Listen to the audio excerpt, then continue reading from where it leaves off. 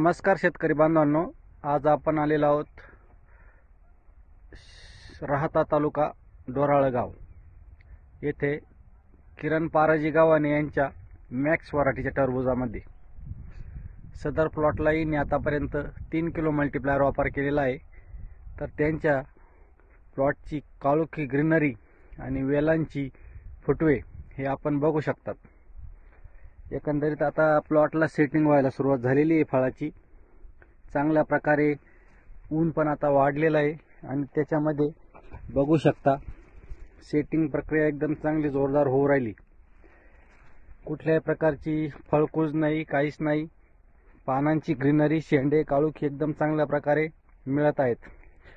सदर प्लॉट मध्ये आता शेतकरी उभे आहे। तुम्हाला कसे काय रिपोर्ट वाटले मल्टीप्लायरचे? छान आहे ना, छान रिझल्ट आहे ना? हा तुम्ही आता दरवर्षी वापर करताय ना? हो दरवर्षी। तुमचं काय म्हणणं आहे, शेतकऱ्यांनी वापरलं पाहिजे का नाही? नाही, वापर केला पाहिजे ना। कसं हो आहे, ना. साईज पण चांगली होती लवकर आणि कमी दिवसात फुटवा जादा येतो। हो, आता त्यांचं पण तेच म्हणणं आहे की कमी दिवसामध्ये आम्हाला चांगल्या प्रकारे सॉइल मल्टीप्लायरचे रिपोर्ट वाटले।